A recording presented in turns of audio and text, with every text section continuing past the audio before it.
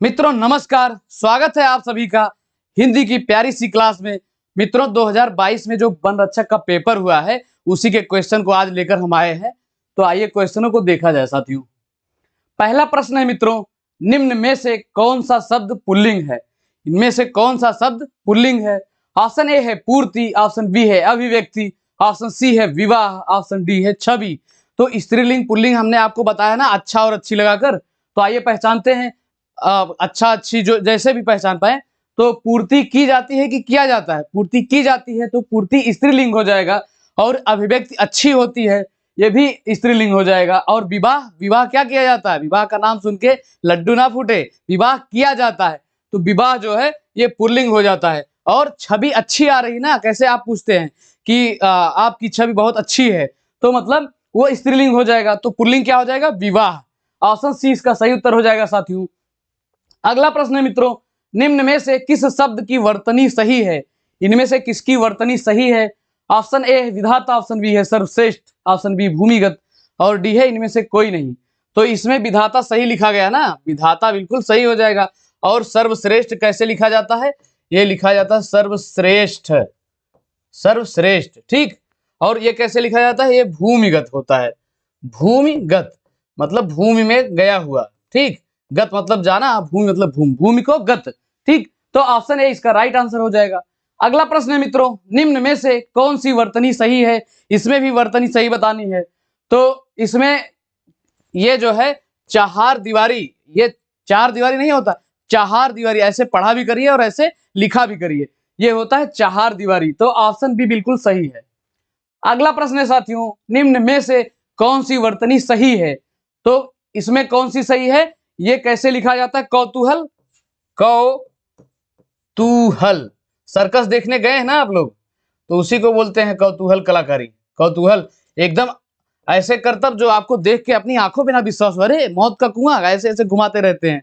आप तो डर जाते होंगे कि कहीं मर ना जाए। हाँ, तो ये कौतूहल बिल्कुल सही लिखा गया है। इसमें ता पे बड़ा ऊ का मात्रा होता है, इसी का खेल है इसमें सब, ठीक। अगला प्रश्न है साथियों, महेश गीत, ये गा होगा, महेश गीत गा रहा था, महेश गीत गा रहा था, वाक्य में काल है, इसमें कौन सा काल है? ऑप्शन ए है अपूर्ण भूत, ऑप्शन बी है साथियों पूर्ण भूत, ऑप्शन सी है सामान्य भूत, ऑप्शन डी है आसन्न भूत।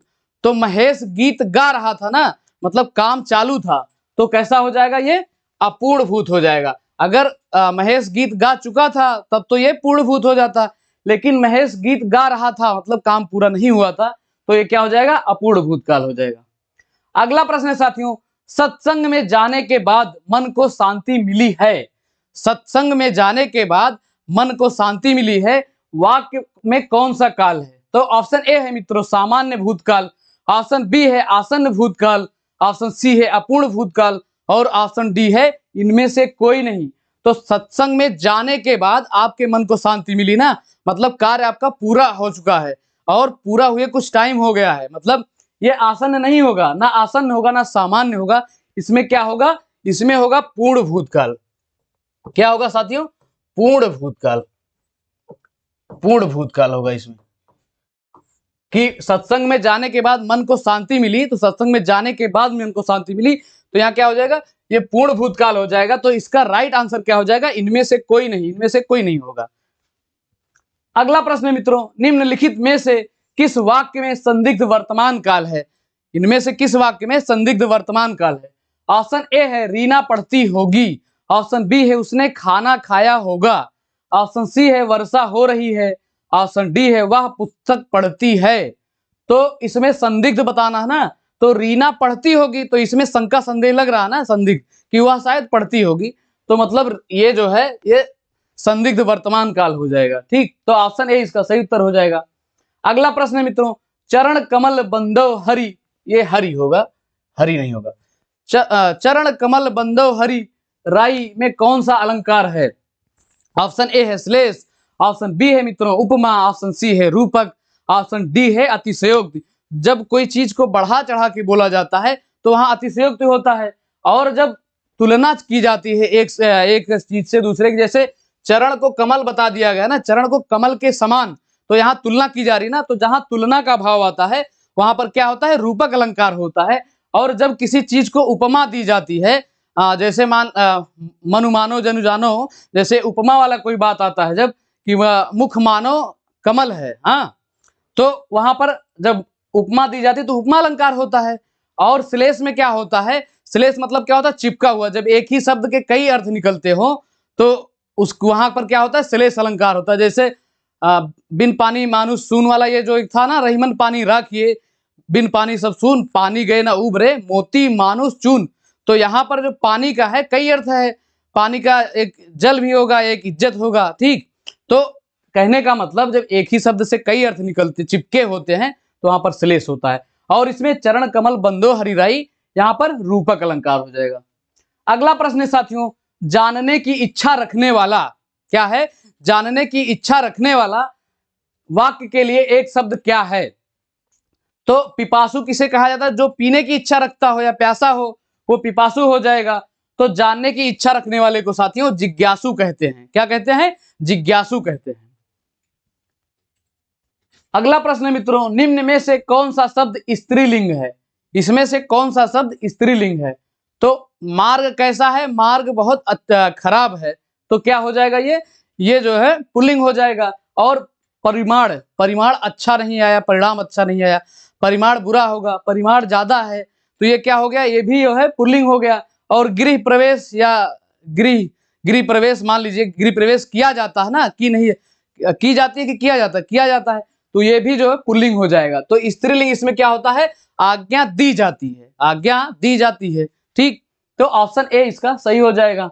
अगला प्रश्न मित्रों, जो दिखाई ना दे, जो दिखाई ना दे शब्द के लिए एक शब्द क्या होगा। ऑप्शन ए है अदृश्य, ऑप्शन बी है अमर, ऑप्शन सी है निष्प्राण, ऑप्शन डी है नेत्रहीन। तो जिसके आंख नहीं होता उसको नेत्रहीन या अंधा कहा जाता है, और जो दिखाई ना दे साथियों उसको अदृश्य कहते हैं, और जो मरता नहीं है उसको क्या कहते हैं, अमरता कहते हैं या अमर कहते हैं। आम भाषा में अमर कहते हैं, और वैसे जब अनेक शब्दों के लिए एक शब्द होगा तो जो मरता नहीं उसे अमरता कहते हैं, ठीक। अगला प्रश्न है साथियों, किस विकल्प में सही विलोम युग्म है, इसमें कौन सा विलोम युग्म सही है। तो ऑप्शन ए है नेकी, नेकी भलाई, तो नेकी और भलाई एक ही चीज हो गया।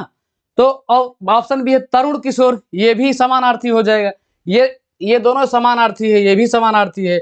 और इसमें क्या है, विभक्त और पृथक, तो विभक्त मतलब भी अलग होता है और पृथक मतलब भी होता है, ये भी समानार्थी इसका। और इसमें क्या पूछ रहा है, विलोम पूछ रहा है। तो दीर्घ काय का कृष काय, बड़ा सा छोटा सा, तो इसका क्या हो जाएगा, दीर्घ का कृष काय। तो ऑप्शन डी इसका राइट आंसर हो जाएगा साथियों। अगला प्रश्न है मित्रों, आविर्भाव का विलोम शब्द क्या है, आविर्भाव का विलोम शब्द क्या है। अच्छा, ये आविर्भाव बहुत पूछा जाने वाला है, हर परीक्षाओं में लगभग पूछा जाता है।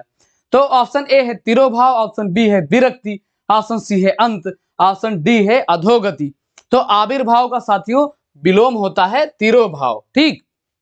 और अंत का क्या होता है, शुरू होता है ना, अंत का शुरू होता है। और अधोगति का होता है, अधोगति मतलब कोई चीज नीचे चली गई, खत्म हो गई, और कोई चीज जब आगे बढ़ रही हो, उन्नति, हाँ, तो उसको क्या कहते हैं, अधोगति का वो उन्नति हो जाएगा, ठीक। तो आविर्भाव का क्या होगा, तिरोभाव होगा। अगला प्रश्न मित्रों, किस विकल्प में सही विलोम युग्म नहीं है, इसमें कौन सा विलोम युग्म सही नहीं है। तो अमावस्या का विलोम क्या होता है, पूर्णिमा होता है, आचार का अनाचार होता है, और गुप्त का जो होता है, गुप्त का मुक्त नहीं होता है, गुप्त का क्या होता है, गुप्त का कुटिल का सरल होता है। तो इसमें विलोम जो है ये गुप्त का यही नहीं होगा। जैसे गुप्त का कोई चीज आप रहस्य रख रहे हैं, तो जब कोई चीज आप प्रकट कर दे रहे हैं वही गुप्त का प्रकट हो जाएगा। तो गुप्त का सही विलोम क्या हो जाएगा, प्रकट। आप लोग कमेंट किया करिए, ठीक, जो भी आपको लगे कि सही गलत जो भी, उस हिसाब से कमेंट किया करिए। या कोई प्रश्न आपको ना आता हो तो उसको नोट भी कर लिया करिए अपने नोटबुक में। अगला प्रश्न है साथियों, कोप का विलोम शब्द क्या है, कोप का विलोम शब्द क्या है। ऑप्शन ए है कृपा, ऑप्शन बी है असंतुष्ट, ऑप्शन सी है खेद, ऑप्शन डी है इनमें से कोई नहीं।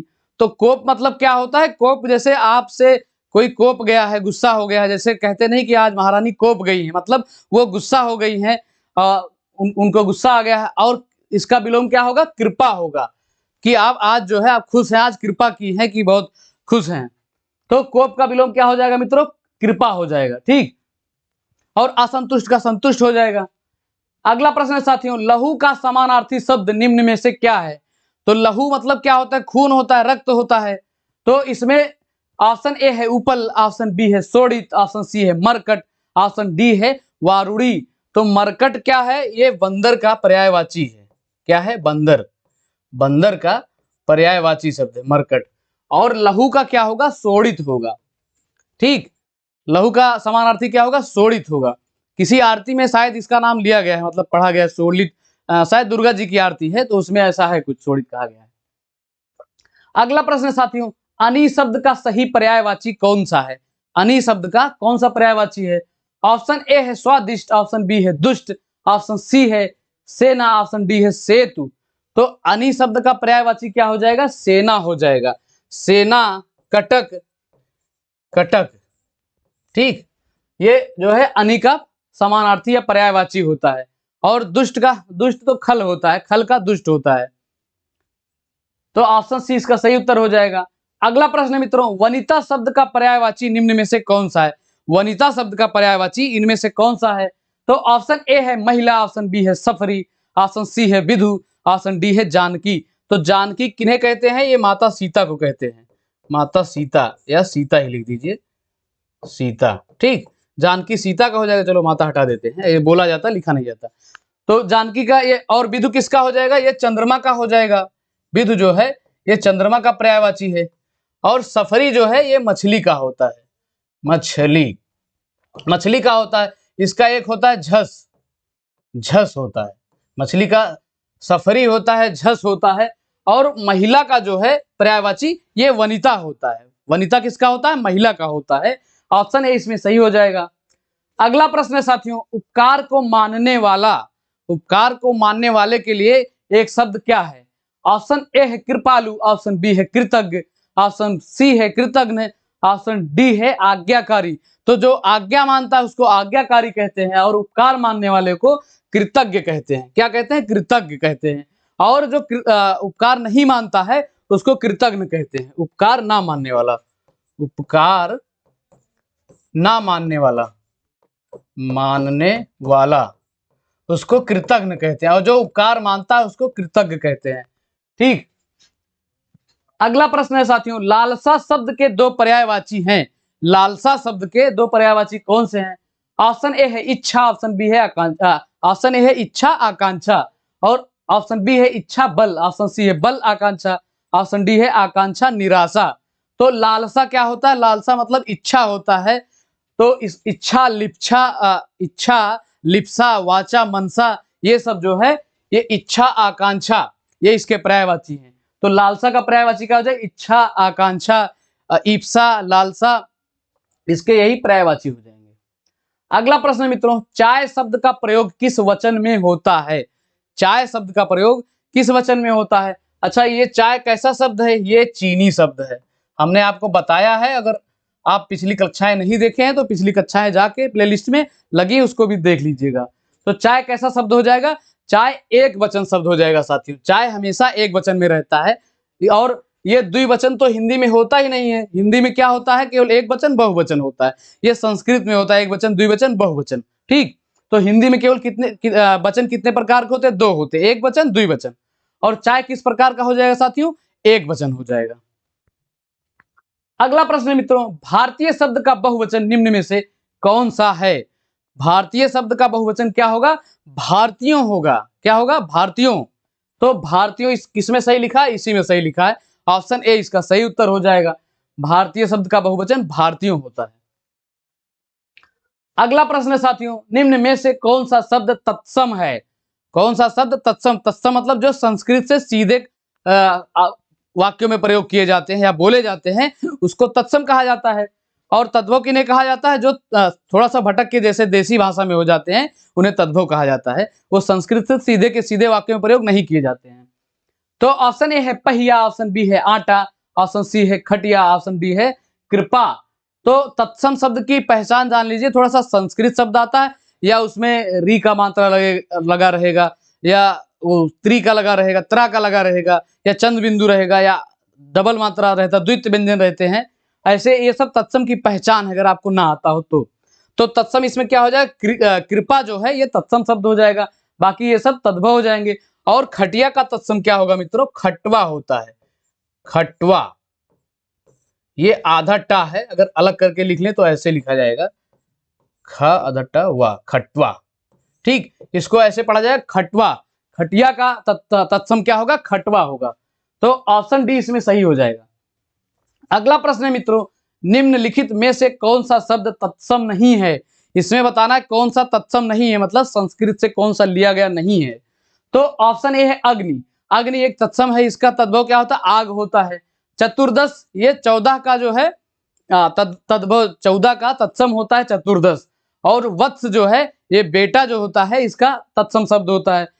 इसमें तद्भव क्या है, फूल। फूल का तत्सम क्या होगा, पुष्प होगा, पुष्प। ठीक, फूल का तत्सम क्या होगा, पुष्प होगा। तो ऑप्शन डी इसमें सही हो जाएगा। अगला प्रश्न है मित्रों, निम्न में से कौन सा शब्द तत्सम शब्द है। इसमें कौन सा तत्सम शब्द है। ऑप्शन ए है खीर, ऑप्शन बी है घोड़ा, ऑप्शन सी है सपत्नी, ऑप्शन डी है सत्तू। तो इसमें तत्सम क्या है, सत्तू। आपको बताया ना कि द्वित्व व्यंजन आ जाए जब कोई, जैसे अच्छा द्वित्व किसे कहते हैं, जब जैसे लिखा जाए दिल्ली, दिल्ली जैसे लिखा जाए, तो इसमें जब आधा ला और पूरा ला आ जाए तो इसी को द्वित्व कहा जाता है। तो इसमें आधा ता और ता आ गया है तो ये द्वित्व हो गया, और इस हिसाब से आप पहचानेंगे इसको क्या, तत्सम। अगर सीधे सीधे रटा रटाया तो कोई बात नहीं, अगर नहीं रटा रटाया है तो पहचान के लिए ऐसे पहचाना करिए। और खीर का तद्भव क्या, इसका तत्सम क्या होगा, क्षीर होगा, क्षीर होगा। घोड़ा का क्या होगा, घोटक होगा। ठीक, ये इसका तत्सम है। और इसमें सही उत्तर क्या है, ऑप्शन डी सत्तू जो है ये तत्सम में है। अगला प्रश्न मित्रों, स्कंद का तद्भव रूप है। स्कंद का तद्भव रूप क्या होता है। तो स्कंद मतलब क्या होता है, कांध, ये कांध, कंधा। तो इसमें जो है ऑप्शन सी सही हो जाएगा साथियों। अगला प्रश्न मित्रों, निम्न में से कौन सा शब्द तद्भव नहीं है। इसमें कौन सा तद्भव नहीं है। ऑप्शन ए है आम, ऑप्शन बी है हाथ, ऑप्शन सी है दूध, ऑप्शन डी है मयूर। तो इसमें कौन सा तद्भव नहीं है, तो इसमें मयूर जो है ये तत्सम में है। क्या है, तत्सम में है, तद्भव नहीं है, मतलब ये सारे तद्भव है। और ये मयूर जो है, मयूर मोर का तत्सम ये होता है, मयूर होता है। तो मयूर जो है ये इसका इसमें तत्सम है, और ये सब तद्भव है। आम का क्या होगा, आम्र होगा, आम का आम्र होगा। और हाथ का हस्त होता है, हस्त। ठीक, और दूध का दुग्ध होता है, दुग्ध। दूध का तत्सम क्या होगा, दुग्ध होगा। तो ऑप्शन डी इसमें सही हो जाएगा। अगला प्रश्न है साथियों, निम्न में से हरिद्रा का तद्भव रूप है। हरिद्रा का तद्भव रूप क्या होगा। तो ऑप्शन ए है हरिद्वार, ऑप्शन बी है हल्दी, ऑप्शन सी है हलधर, ऑप्शन डी है हरिंदर। तो हलधर किसे कहा जाता था, ये जो कृष्ण जी के बड़े भाई थे दाऊ जी, उन्हें कहा जाता था। ठीक, और हरिद्रा का तद्भव क्या हो जाएगा, हल्दी। हल्दी का तद्भव रूप जो होता है, तत्सम रूप होता है, वो हरिद्रा होता है। तो इसमें ऑप्शन बी सही हो जाएगा। अगला प्रश्न है मित्रों, निम्नलिखित में से किस वाक्य में अपादान कारक का प्रयोग हुआ है। इसमें इनमें से किसमें अपादान कारक का प्रयोग हुआ है। तो अपादान का होता है से और अलग होना, उसमें भी से होता है। जैसे कर्ता ने कर्म को करण से, तो एक से होता है करण से और एक से होता है अपादान से। तो अपादान से का मतलब अलगाव होता है। तो आइए इसको देखते हैं। ऑप्शन ए है मोहन ने पत्र लिखा। तो इसमें क्या हो जाएगा, इसमें कर्ता हो जाएगा, कर्ता कारक, कर्ता ने। ठीक, हम आंखों से देखते हैं तो क्या हो जाएगा, करण कारक, करण कारक। कर्ता ने कर्म को करण से। ठीक, और बिल्ली छत से कूद पड़ी, इसमें अपादान कारक हो जाएगा, क्योंकि ये छत से कूद पड़ी, छत से अलग हो रही है ना। तो ये छत से, बिल्ली छत से कूद पड़ी, यहां पर अपादान कारक हो जाएगा। और गीता का भाई आया, तो का के की रा री रे, ये किसमें होता है, ये संबंध कारक के पहचान होते हैं। क्या होते हैं, का के की रा री रे। तो गीता का भाई आया, इसमें क्या हो जाएगा, संबंध कारक। और इस प्रश्न का सही उत्तर ऑप्शन सी हो जाएगा मित्रों, बिल्ली छत से कूद पड़ी, इसमें अपादान कारक हो जाएगा। अगला प्रश्न है साथियों, किस विकल्प में सभी शब्द परस्पर पर्यायवाची हैं। तो इसमें कौन से, किसमें सारे शब्द परस्पर पर्यायवाची हैं। तो ये वदन, आनन और आस्य जो है, ये आपस में परस्पर पर्यायवाची है। तो इस प्रश्न का आंसर जो है ऑप्शन बी हो जाएगा। तो साथियों, अभी वनरक्षक जो पेपर हम करा रहे हैं, इसमें कुछ प्रश्न और बचे हुए हैं, उसको हम कल कराएंगे। और चैनल को सब्सक्राइब करिएगा साथियों, अपने मित्रों के साथ शेयर करिएगा, और वीडियो पसंद आएगा अगर तो आपको लाइक भी करना है। ठीक, तो आज साथ बनाए रखने के लिए मित्रों बहुत बहुत धन्यवाद। जय हिंद, जय भारत, जय हिंदी।